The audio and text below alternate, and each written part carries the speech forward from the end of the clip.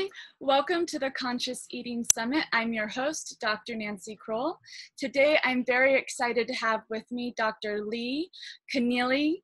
She is a prominent leader in integrative functional medicine and the medical director of two amazing clinics, the Cancer Center for Healing and the Center for New Medicine.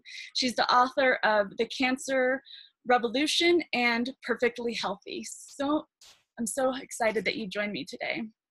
Well, thank you for having us and sharing the words that people need to change their life. Yeah, so today I'm really excited because we're going to be talking about a very important topic that I don't think very many mothers think about, and that has to do with how to prepare for childbirth and, or not just childbirth, but conception, right?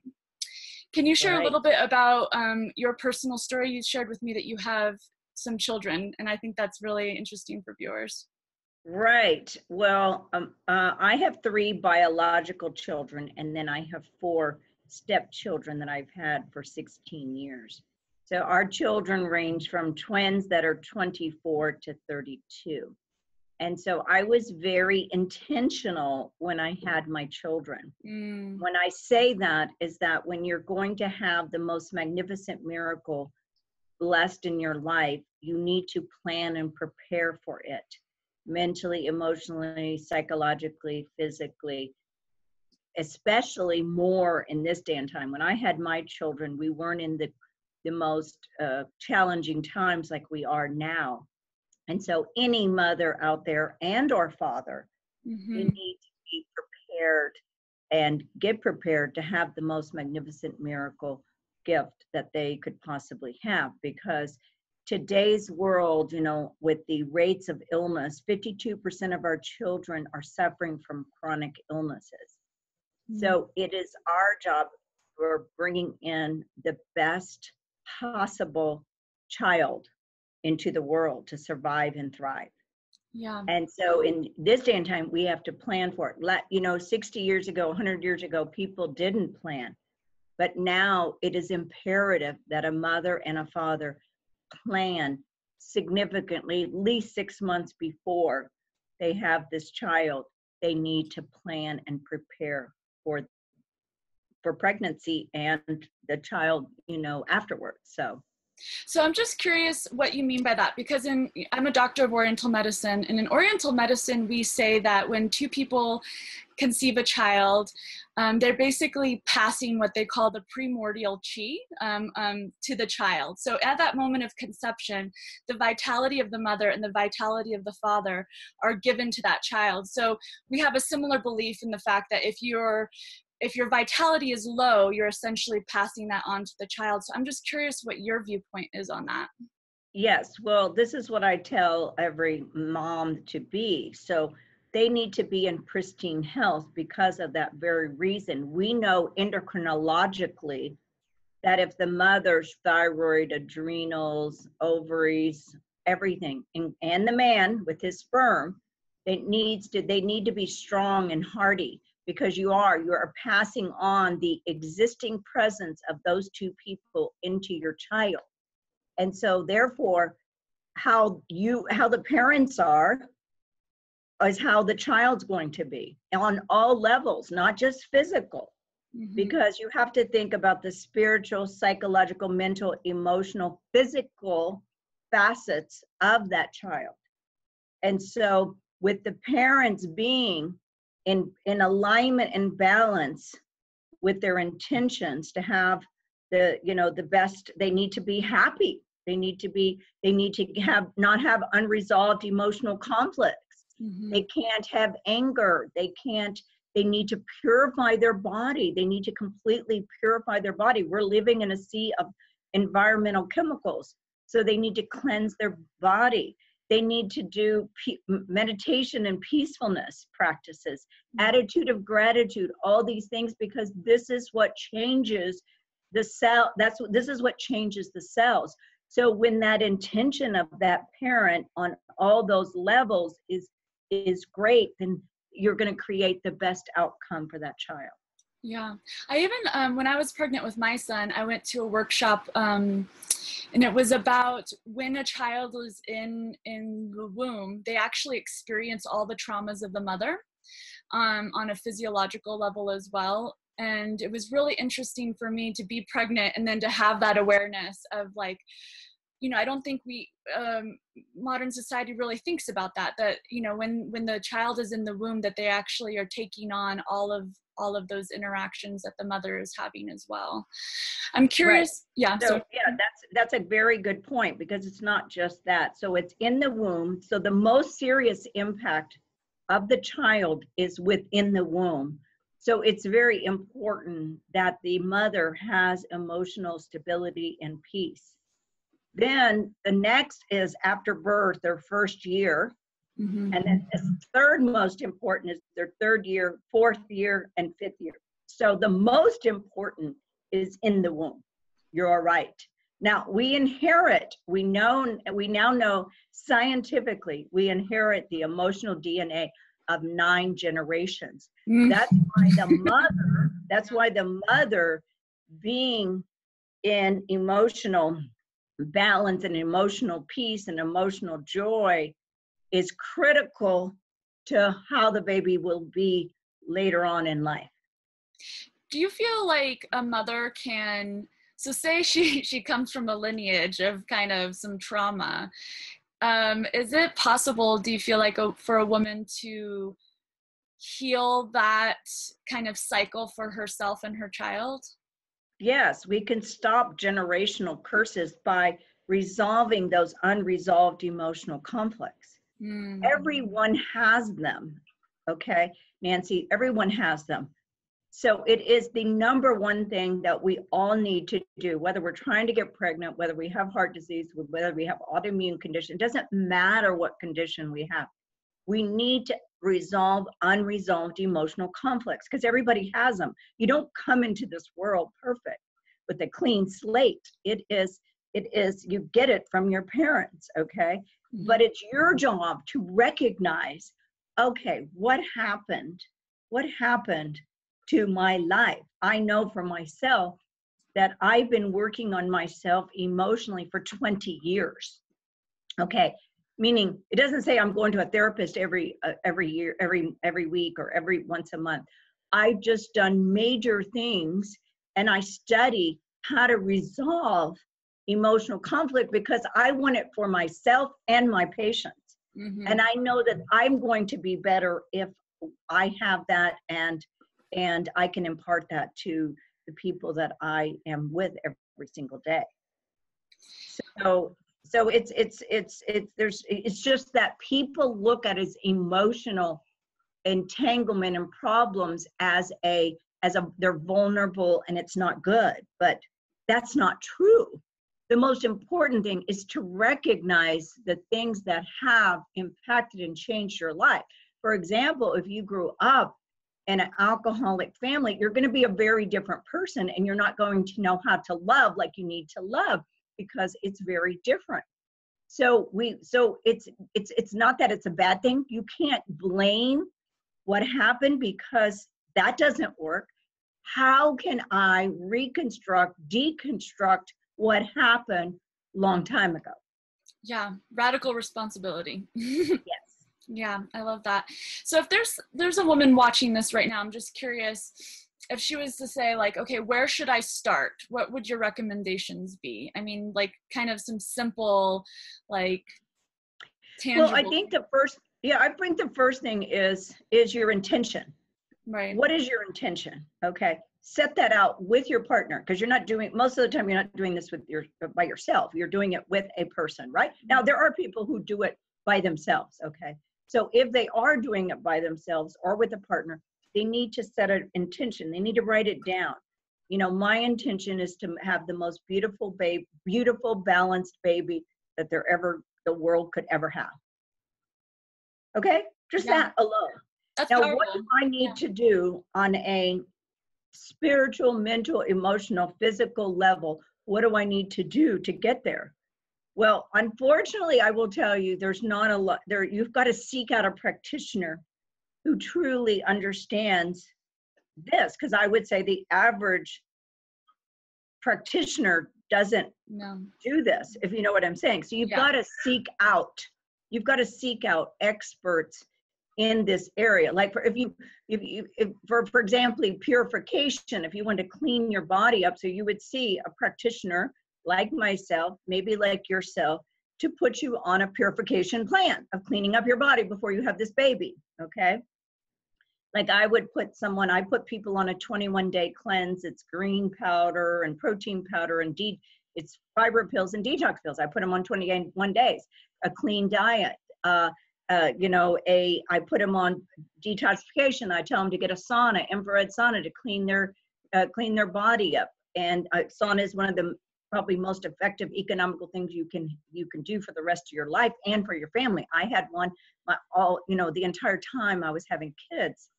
And so, but you can do a lot of this is self-care, but teaching the patient, body brushing, liver cleanses, all these things are things you can do. And they're all in my book, The Cancer Revolution, because self-care is the new healthcare now. Just like you were saying, radical responsibility. Self-care is where we need to be.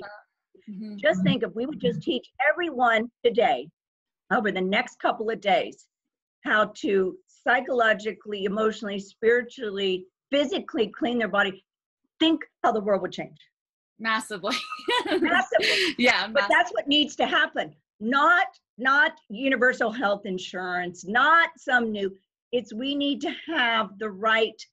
to teach people the right, correct ways on how to take care of themselves. I'm doing a good job as a doctor if I don't see a patient, and I just see a patient once a year or every 6 months, depending on their situations, because you're going to have physical situations, okay, that are going to require, for example, when I was born in the 50s, my mother started bleeding.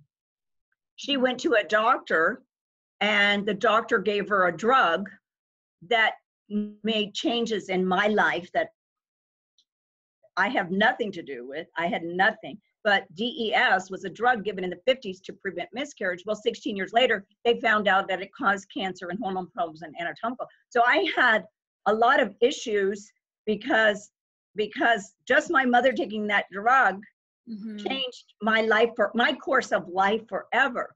Right. Now, fortunately, I'm a doctor and I know what to do, because most doctors, they're not equipped. It's not that they're not smart.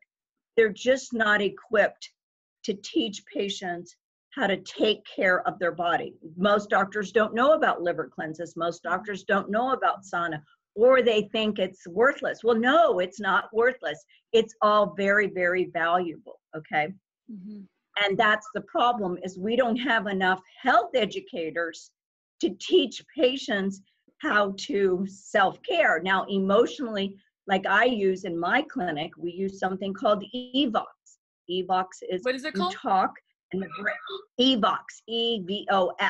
Okay. Vox is the Latin word for voice. So we use that because if you go to a therapist, it takes forever to get to where you need to be as in a therapist, right? Because you're seeing a therapist and she's got to go through your past life and what happened, and then bring her up to date. So it takes forever. Whereas EVOX, you start talking and your brain is displayed on the computer, and it immediately shows the practitioner what they need to reframe of the emotional perceptions. Powerful. It is very powerful. It's very inexpensive. It takes maybe 5 treatments and you are tuned up emotionally. And so it's very fast, but these are new technologies. So like what we did 30 years ago doesn't need to work. Now, maybe seeing your minister, maybe seeing a spiritual counselor, maybe someone like that might be someone who's been given the gift of really helping people and not making people victims. We can't be counseling people and they stay in the same place. Our job is to elevate every person we meet and get them out of this victim mentality and what they had. Everybody had a dysfunctional childhood. There isn't a soul I've never met who doesn't have a dysfunctional childhood. But you can't live in that. Yeah. It is your job to say, look, okay, this is what happened. I forgive my mom, my dad, whoever it was, for their inadequacies, but I'm going to change the course of my life and the future of people and my kids. I want to give a different legacy to my children. Yeah, I love that. Amen, sister. Yeah. So you talked a little bit about the detox that you provide and about how, like, I mean, it sounds like even if your mom had done that, it would have changed the course of your life. Have you noticed any, or what do you feel like is the impact, maybe specific ailments that we see in childhood that you feel are impacted if a mother actually does this sort of detox? Well, everything. Okay. I have 3 biological children. Okay. They never went on antibiotics. Okay. Yeah. My oldest is 28 and my twins are 24. So they know how to, they know how to take care of themselves. They don't live with me now. They live on their own. But if they get sick, they know what to do. Okay. Because I taught them how to do, because I had echinacea astragalus and vitamin C and vitamin D. I had all these things. I had liquid silver, and that's how they get well. They never missed a day of school. Now, of course, I nursed my children. I made all of my baby food. I did not buy baby food. I made it, because all you need to do is make your meal, puree it in a blender, and there you go. You have baby food. It's nothing to it. There's nothing complicated. I used to make my own broths with bone marrow because I grew up, luckily, my mom, I knew about bone marrow. When we were little, we would fight over who's going to eat the bone marrow, okay? So, and I grew up on sauerkraut and liver and all these wonderful Well, that's things. nice. Yeah. Yeah, so I grew up like that. So fortunately, I had that foundational training from my mother, because my mother had 6 of us, and she nursed us all for 1 year, and she never bought baby food. She made her own. So it's what I did, okay? And I did a tremendous amount of educational. I read a book, for example, and I know we're going a little bit ahead, but this is important. So the most important thing is the parents preparing with the intention of what their goal is. Write that down, okay? Yeah. And then say, how can we be maximally healthy? How do we optimize our body to create the best situation, okay? So that is getting their mind in the right place, getting rid of emotion. If a couple has emotional entanglement and they have anger and they have fear and they have unrest, that is not going to help a child. That is not going to help a great outcome. So they've got to be in a space of beautiful emotional balance, okay? Psychologically, they can't be stressed all the time, or learn how to, we're all under stress all the time, so we got to learn how to turn that stress into an attitude of gratitude. Mm-hmm.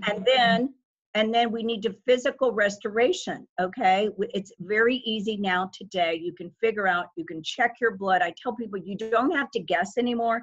You test your body for toxins and your hormones and your vitamin levels and your gut and everything, and you can fix it, okay?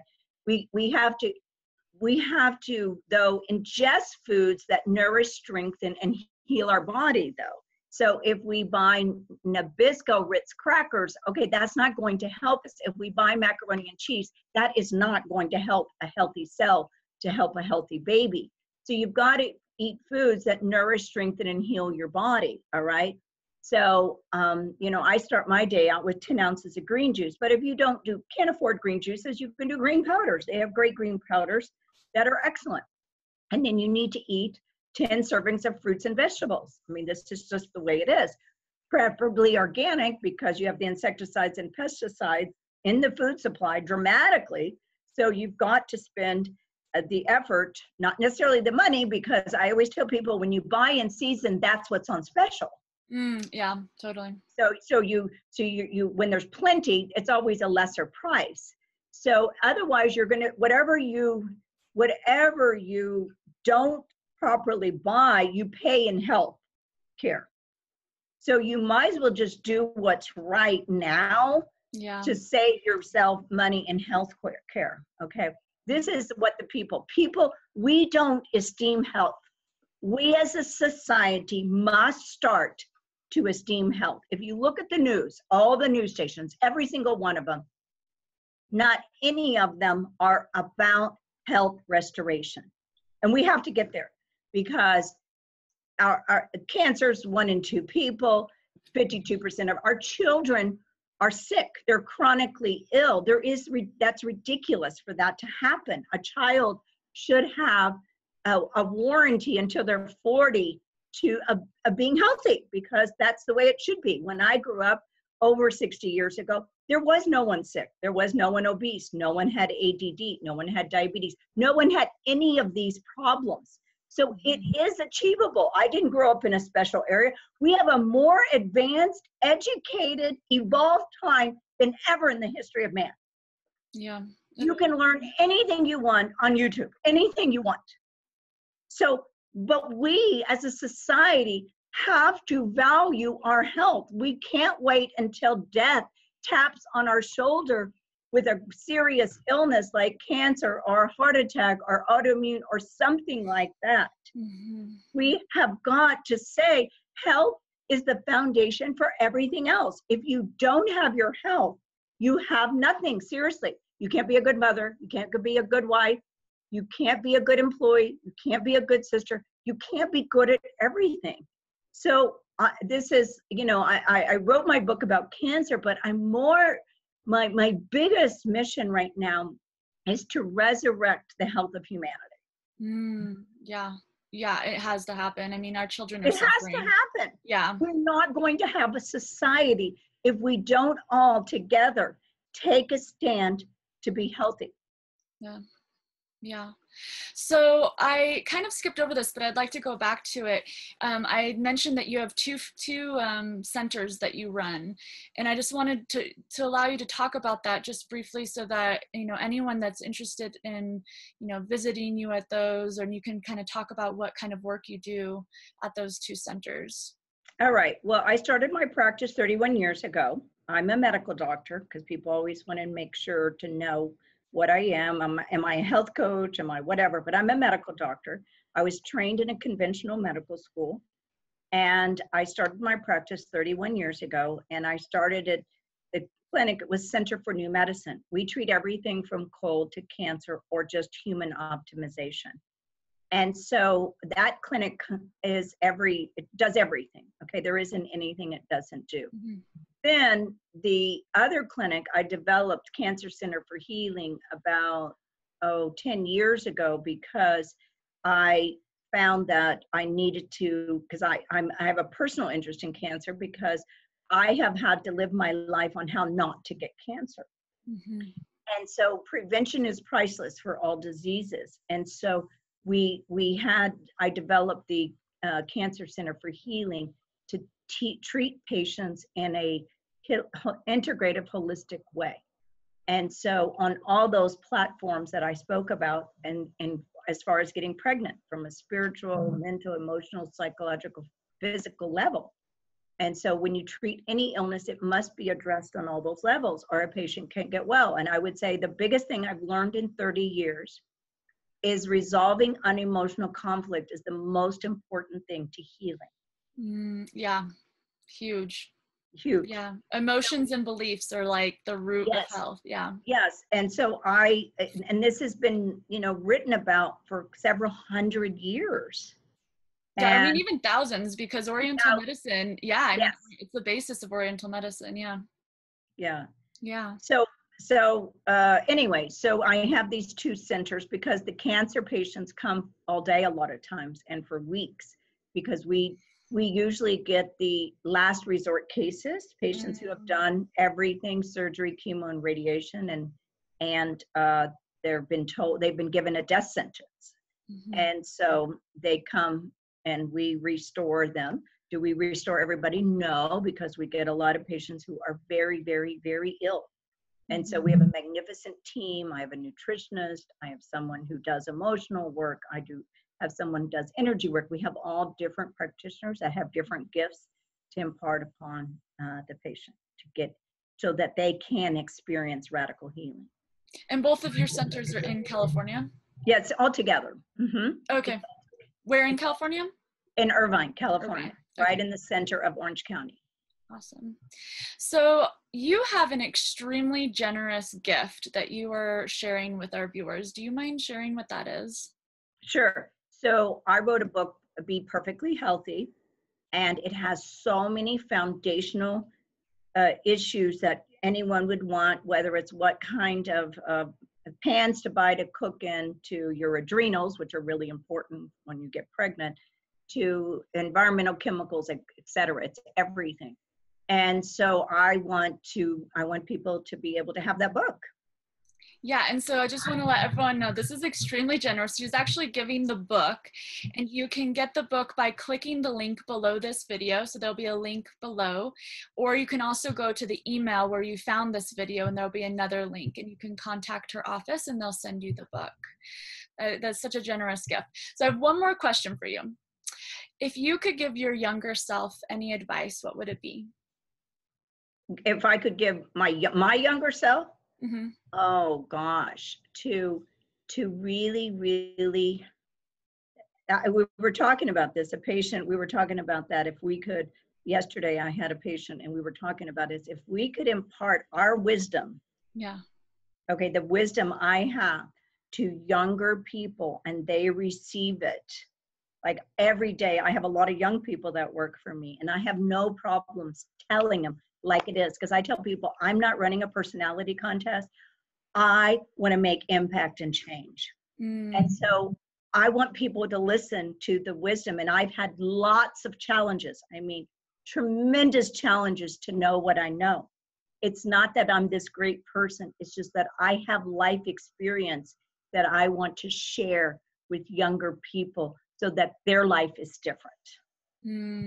So you're willing to take a stand for people?